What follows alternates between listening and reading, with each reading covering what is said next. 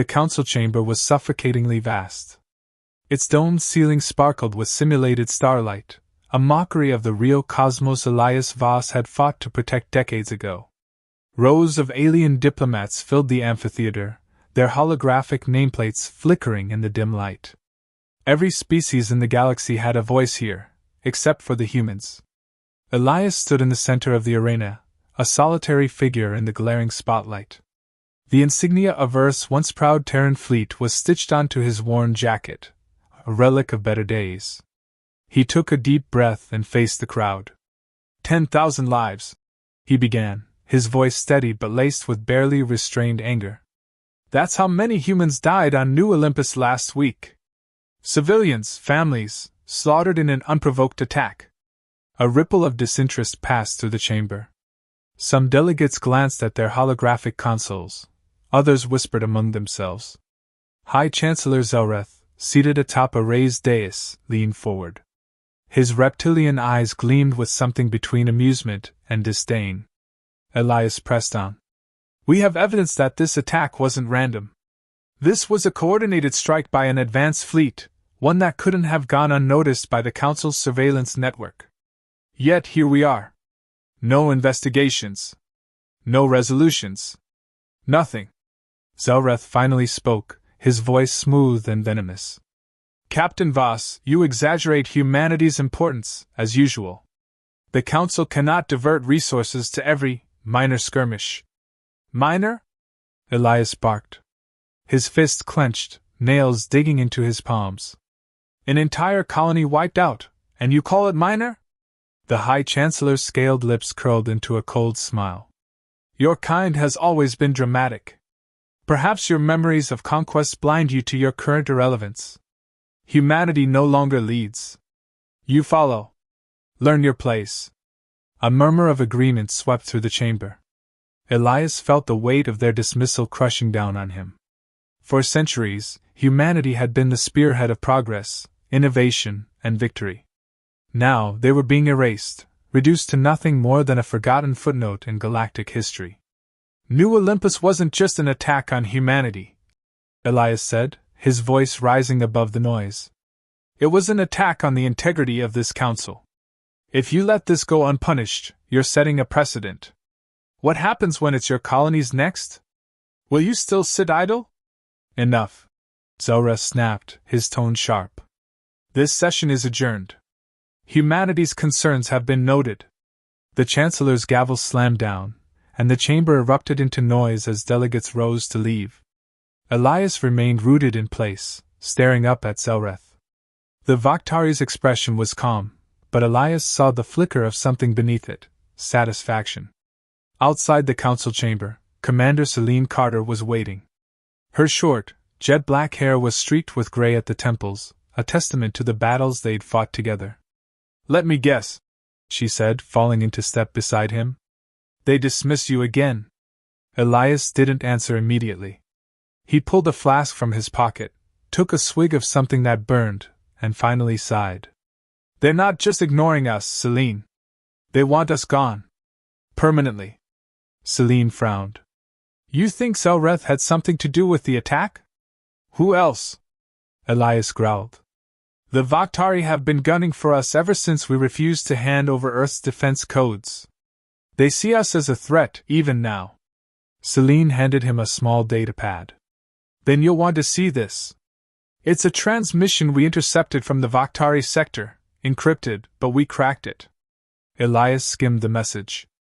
His jaw tightened. This confirms it. They orchestrated the attack to justify stripping us of what little power we have left. Celine glanced around the corridor. It was empty, but she still lowered her voice. We can't fight this battle here, Elias. The Council's stacked against us. If we're going to stop them, we need to go off the grid. Elias looked at her, his mind racing. They had been soldiers once, warriors who'd stood against impossible odds. The galaxy had forgotten that, but he hadn't. What are you proposing? He asked. Celine smirked. There's something on Titan you need to see. The journey to Titan's graveyard was a quiet one. The abandoned Terran fleet facility orbited a gas giant in the unclaimed outer rim. Once, it had been the pride of humanity's navy, a shipyard capable of producing dreadnoughts and carriers at an unprecedented scale. Now, it was a derelict husk, forgotten by everyone except scavengers. As their shuttle approached, the massive station came into view. Its skeletal framework was wrapped in shadows, illuminated only by the flicker of failing lights. "This place gives me the creeps," Celine muttered, piloting the shuttle through a field of debris. "But it's the best-kept secret we've got." Elias didn't reply. His eyes were fixed on the station. There was a strange feeling in his chest, something between dread and hope. The shuttle docked in one of the old bays, and they stepped out into the cold, echoing corridors of Titan's graveyard. The air smelled of rust and ozone. "What are we looking for?" Elias asked, his voice low. "You'll see," Celine said, leading him deeper into the station. They finally arrived at a massive hangar. Celine activated a control panel, and the overhead lights flickered to life. Elias' breath caught in his throat. Before them stood the Resolute, a Terran dreadnought that had been thought lost in the final war with the Vakhtari. Its black hull gleamed faintly under the lights, and its massive cannons loomed like sleeping giants. "This ship," Elias whispered, stepping closer. "It's operational?" Celine nodded. "And it's not the only one. There's a fleet here, hidden, decommissioned, but still functional. The Council made sure we'd never use them again, but they forgot one thing." Elias turned to her, his eyes burning with determination. "What's that?" Celine grinned. "They forgot who we are." Elias placed a hand on the Resolute's hull, feeling the cold metal under his fingers. "Then it's time we remind them." Titan's graveyard was silent, but Elias Voss could feel the presence of the past all around him. The colossal warships that had once been humanity's shield and sword lay dormant, their hulls covered in dust and time. Each vessel held history, battles fought, victories won, and now, a future waiting to be reclaimed. Beside him, Celine Carter ran a gloved hand along the cold metal of the Resolute. "It's been sitting here for decades," she said. "The Council shut it down after the war. Thought it was too dangerous to be left in human hands." Elias exhaled slowly. "They were right." She gave him a sharp look. "So what's the plan?" "We wake them up," he said. They made their way to the ship's main access panel. The exterior controls had long since been deactivated, but Celine had come prepared. She produced a military-grade datapad and connected it to the ship's override port. "Running decryption protocols," she muttered, fingers flying across the interface. Elias scanned the hangar, his instincts twitching. "How secure is this place?" "About as secure as an open grave," Celine admitted. "But no one comes here.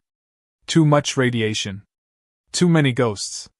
The screen on her datapad flickered, then flashed green. "Got it." The ship groaned, metal grinding against metal as dormant systems sputtered to life. Lights flickered along the hull. Then, a deep, synthetic voice rumbled through the hangar. "System boot complete. AI core online.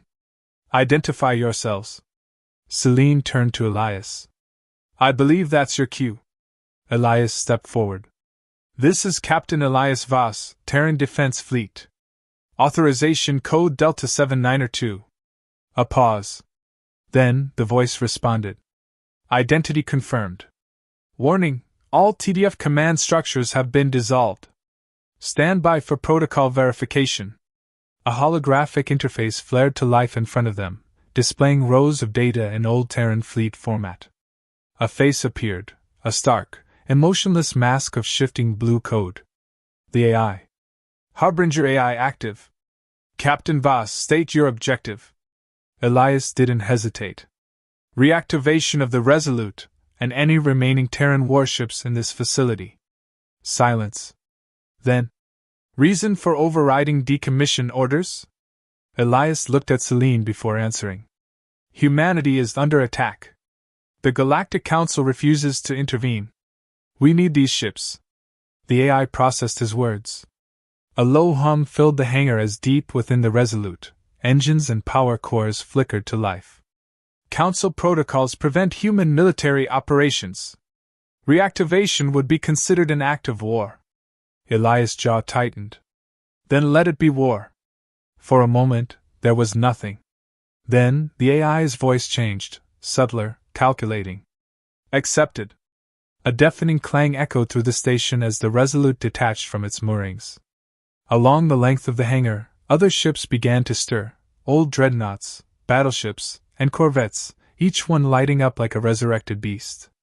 Celine let out a slow breath. We just woke up a fleet that was supposed to stay buried. Elias stared at the awakening warships.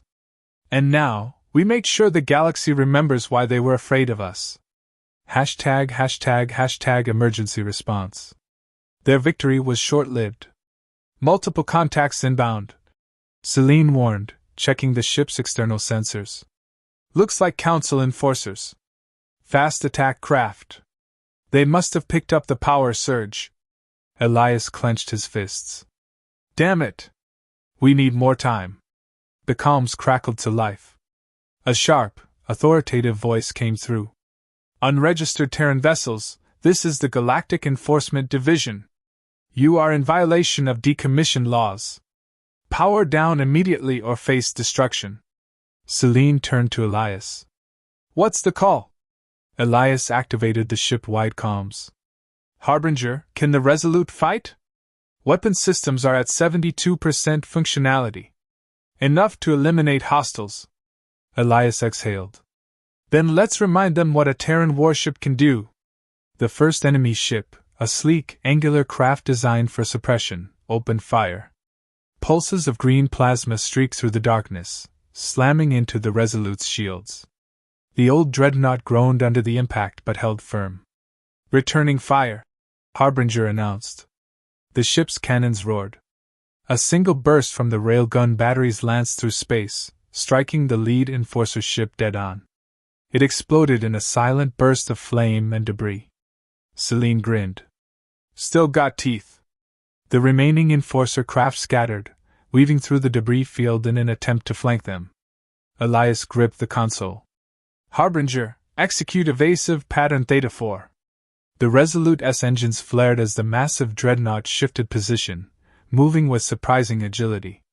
Point defense turrets locked onto the attacking ships, spitting out bursts of rapid-fire kinetic rounds. Another enforcer ship went down in flames. The last two hesitated. Then, as if sensing their inevitable defeat, they turned and fled. Celine watched them go. They'll report this. Good, Elias said. Let them. ### the broadcast. The Council would know what had happened soon enough. Elias intended to make sure the rest of the galaxy knew, too. He accessed the ship's long-range transmitter. The interface was ancient, but it still worked. Celine crossed her arms. You're really doing this? Elias nodded. If we stay in the shadows, they'll hunt us down one by one. But if we make this public, we force them into a different game. He activated the broadcast. Across every human colony, every independent station, and every dark corner of the galaxy where humanity still had ears, his voice rang out. Asterisk. This is Captain Elias Voss of the Terran Defense Fleet. The Galactic Council has abandoned us. Our enemies think we are broken, that humanity has no power left. Asterisk. Asterisk, they are wrong. Asterisk. Asterisk, today, we reclaim what was stolen from us. The Council forgot our strength. So we will remind them. Asterisk. The transmission ended. The silence afterward felt heavy. Celine exhaled. Well, no going back now. Elias looked at the fleet, their engines burning in the void. No, he agreed. Now we go forward. The weight of silence pressed against Elias Voss as he stood on the Resolute's bridge. The broadcast had gone out hours ago, and the galaxy had been forced to listen. Now, the waiting began. Celine Carter sat at a console, eyes scanning incoming data streams. We're getting a lot of chatter, she said. Human colonies are waking up. Some are calling us mad. Others, she glanced at him. Others are ready to fight. Elias nodded. He had expected nothing less. Humanity had spent decades under the Council's boot. Some had accepted their subjugation, but not all. The bridge doors slid open, and Lieutenant Harris, one of their few remaining officers, strode in. "Sir, we just picked up a new transmission," he said. "High Chancellor Zelreth is making a statement." Elias folded his arms. "Let's hear it." Harris tapped a control, and the bridge speakers crackled to life. "The so-called Terran Defense Fleet has violated galactic law." Zelreth's voice boomed, rich with disdain. "Their reckless defiance threatens the stability of our Union. The Galactic Council will not tolerate this insurgency. Any planet found harboring these criminals will be considered an enemy of peace." Celine swore under her breath. "That bastard's setting the colonies up against us. If they help, they'll be wiped out." The message continued. "Captain Elias Voss and his accomplices are hereby declared fugitives. Any citizen who aids them will share their fate." The transmission ended, leaving the bridge in tense silence. Elias turned to Harris. "Any movement from the Council's fleet?" Harris swallowed. "Yes, sir. A battle group just left the core worlds. They're headed this way." "How long?" Celine asked. 4 days, maybe less if they push their engines." Elias felt the weight of the moment settle in his chest. They had been given a short window, nothing more. The Council was coming to snuff them out before they could become a real threat. He turned back to the bridge crew. "We need to move first. ##### a desperate alliance." Celine pulled up a star map. "There are a few independent human colonies with old defense forces, but they've been underfunded and ignored for years. We need allies," Elias said. "And we need them fast." One name flashed on the map, Persephone Station. Celine arched an eyebrow. "You're serious?" Persephone had once been a stronghold for human mercenaries, ex-military types who had refused to bend the knee when the Council took power. They had been branded outlaws, pushed to the fringes of the galaxy. "They won't fight for ideals," Celine warned. "They'll fight for survival or profit." Elias nodded. "Then we give them both."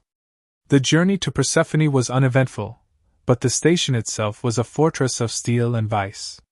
Hidden in an asteroid field, it had long been a den for smugglers, rogue captains, and those with nowhere else to go. Their shuttle landed in a dimly lit hangar. Armed mercenaries watched as Elias and Celine stepped out, hands on their weapons. A tall woman approached, her expression unreadable. Cassandra Vale, former Terran admiral turned warlord. She studied Elias. "Captain Voss, you're either very brave or very stupid to come here." Elias met her gaze.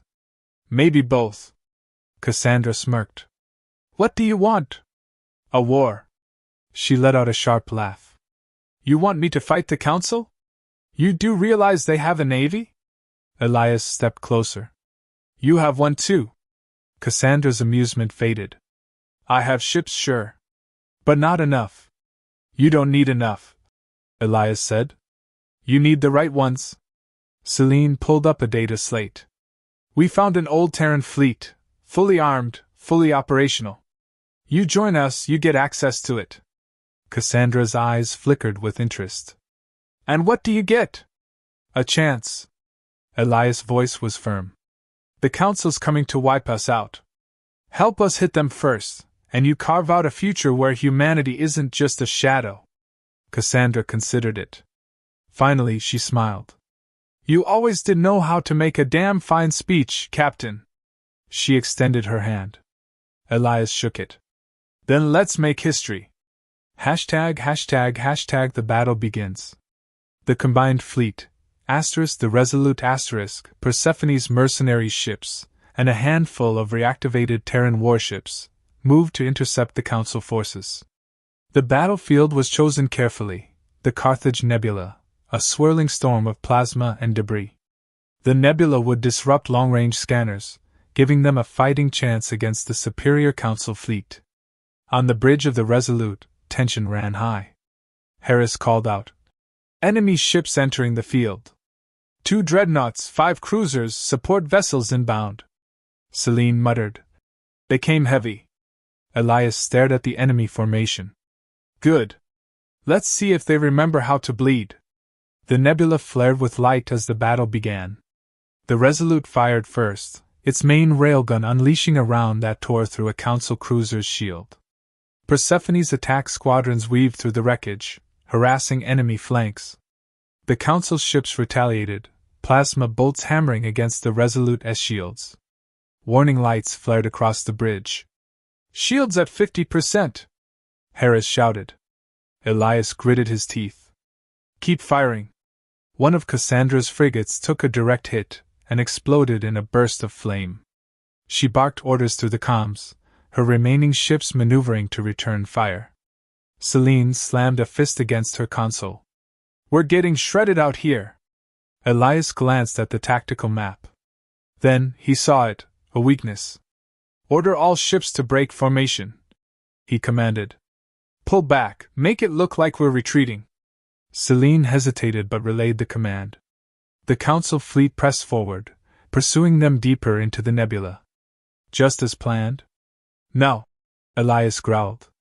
A hidden cluster of Terran warships, waiting in the nebula's shadow, powered up and unleashed hell. Missiles and cannon fire ripped into the Council's exposed rear flank. Zelratha's flagship took a direct hit. Its shields buckled. The Council fleet, realizing their mistake too late, began to fall apart. One by one, their ships were crippled or destroyed. Elias watched the carnage unfold. Send a message, he said. Let the survivors go. Let them run. Celine raised an eyebrow. You don't want them finished? Elias shook his head. No.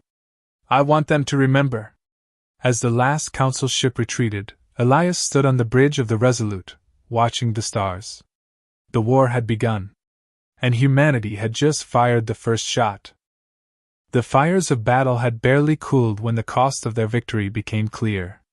The Council's fleet had been driven back, but not destroyed. Worse, the survivors would spread the tale. Humanity had risen again, and the war would not be ignored. Elias Voss stood on the bridge of the Resolute, gazing at the wreckage drifting through the Carthage nebula. Some of it belonged to the Council. Too much belonged to them. Celine Carter was beside him, scrolling through casualty reports. 17 ships lost, including 3 of Cassandra's. Over 600 dead. She exhaled sharply. And that's just the first battle. Elias didn't flinch. He had known the cost from the moment he'd given the order to fire. But knowing it didn't make it easier. Lieutenant Harris turned from his station. Sir, incoming transmission. Priority level 1. Elias glanced at Celine. They both knew what that meant. Put it through. The main holoscreen flickered to life. High Chancellor Zelratha's reptilian face filled the screen. His golden eyes burned with fury, but his voice was calm, calculated. Elias Voss. You have chosen war. Elias clasped his hands behind his back. No, Chancellor. The war was chosen for us the day the Council abandoned humanity. Zelratha's expression barely shifted. You are outnumbered, outgunned, and alone. Your defiance will not change the outcome. Surrender now, and your people may yet survive. Celine scoffed. Like hell. Elias held up a hand, silencing her. He stepped closer to the screen. You misunderstand, Chancellor. We didn't fight today to survive. We fought to remind the galaxy that humanity still stands. And now, the question isn't whether we can win. He leaned forward. It's how many of you we take with us. For the first time, something flickered in Zelratha's eyes, uncertainty. He had expected fear, desperation. Instead, he found resolve. So be it. The Chancellor's voice darkened. Then you and your people will burn. The transmission cut out. The bridge fell into silence. Celine let out a slow breath. Well, that was dramatic. Elias turned to Harris. Any movement from the Council fleet? Harris checked his console. His face paled. Multiple fleets mobilizing. Not just the core worlds, entire sectors are locking down. They're going all in. Celine rubbed her temples. That was fast. Elias wasn't surprised. The Council had ruled through fear for centuries. If humanity proved they weren't afraid, others might rise too. The Council would crush them before that could happen. He turned to the crew. Then we strike first. #### the Exodus. Cassandra Vale's flagship, the Ironclad, loomed in the void beside the Resolute as the makeshift War Council gathered. The room was filled with captains, soldiers, and resistance leaders. Some had been officers before humanity's fall. Others had spent their lives running from the Council's laws. Now they were an army. Cassandra stood at the center, arms crossed. The Council isn't going to stop. They'll hit every human colony, wipe out anything that looks like defiance. Elias nodded. Which is why we have to move fast. If we let them dictate the terms, we lose. A grizzled officer named Riker leaned forward. So what's the plan? Celine pulled up a star map. We hit their supply lines. The Council's fleets are massive, but they need constant resupply. If we cut off their fuel and munitions, we slow them down. Cassandra arched an eyebrow. You want to starve them out? Not completely, Elias said. Just long enough to do something bigger. He tapped the map. A red marker flared to life. We take back Earth. The room went silent. Riker shook his head. That's suicide. Cassandra studied Elias carefully. You really think that's possible? Elias met her gaze. The Council thinks of Earth as a symbol. That's why they've kept it under lockdown for decades. If we take it, we do more than win a battle. We show the galaxy that they can bleed. Silence stretched. Then Cassandra grinned. Damn it, Voss. You always did aim high. She turned to the others. I say we do it. One by one, the officers nodded. Elias straightened.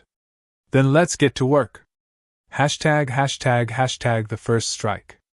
The first target was Outpost Theta 9, a key supply station along the Council's main warpath.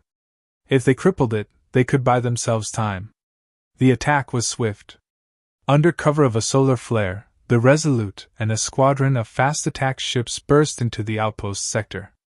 Automated turrets fired, but Cassandra's gunships silenced them in seconds. Celine hacked into the station's command grid, disabling communications before an alarm could go out. Boarding teams stormed the outpost, overwhelming the few Council soldiers stationed there. In under an hour, it was done. Elias stood on the command deck, watching as engineers rigged the fuel reserves to blow. Celine walked up beside him. We've got everything we need. Once we detonate, it'll take weeks for the Council to reroute supplies. Elias nodded. Then let's not waste time. Minutes later, as the Resolute pulled away, a fireball engulfed Theta 9, sending a shockwave rippling through space. The first step had been taken.